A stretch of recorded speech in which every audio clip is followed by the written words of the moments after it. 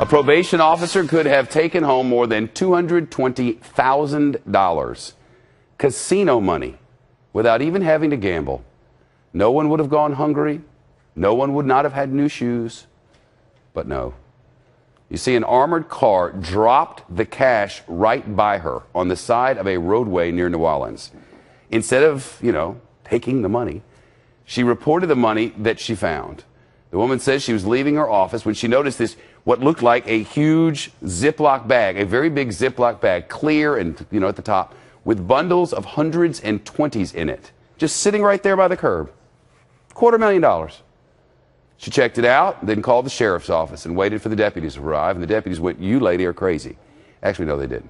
They got to the scene, and she says nobody could figure out how the money got to the curb in the first place until this armored car pulled up going, "Oh, have you seen any money?" Crew members on board said they'd been taking the money from a local casino to a bank when somehow $250,000 fell out of the vehicle.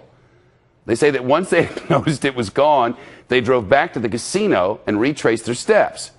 The officer who found the bag of cash, Jessica, how do you say your last name?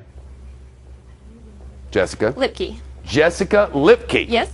Is the one who did. Jessica, good on you. How did this happen? Yes. Thank you. How long did it take you to make this decision? I mean, as the story goes, you're driving by and you say, "What's that?" And then what'd you do? You turned around or something? I turned around immediately. As soon as it registered what that actually was, that it was a huge bag of cash, I turned around immediately and called Jefferson Parish Sheriff's Office. And was there a moment of, maybe I could, I don't know, maybe never. I could stuff some in my glove box? No, never. The thought honestly never crossed my mind. Oh, you didn't need to say honestly. I fully believe you. Tell me about your city. I know you're a probation officer. Tell me the basics of your life, if you would. I'm a probation and parole officer in Jefferson Parish. I work for the state of Louisiana, and I supervise on the West Bank of Jefferson Parish. All right, and you have a home or an apartment? An apartment. I rent an apartment. All right. Well, I'm just thinking. I mean, has it crossed your mind what all you could have done with that? I mean, if you want to be a great person, you could give a lot of it to charity. You could maybe pay your rent for the next year. You could buy a big tin of cookies. I mean, it could have been a great day, Jennifer. Well, it was a great day because it actually was recovered. The thought of taking that money or doing anything with that money besides turning it in and calling the sheriff's office was not on my mind at all. Well, you're a mighty good role model on this case, I got to tell you, Jennifer, because when you found out that it was casino money, did you go, I could have done something better with it than that?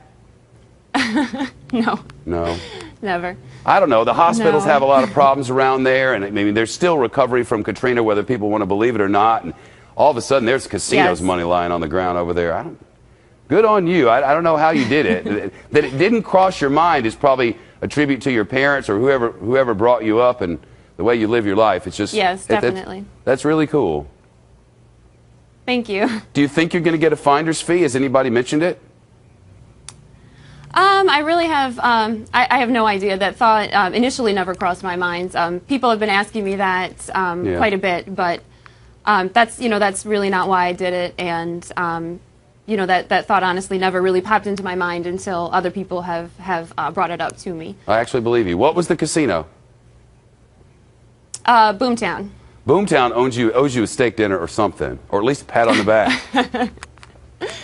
I'll take a pat on the back. That would be nice. Well, you got that. Jennifer, it's so nice to see you. Thanks so much, and good on you. Thank you. Boomtown. Come on, Boomtown.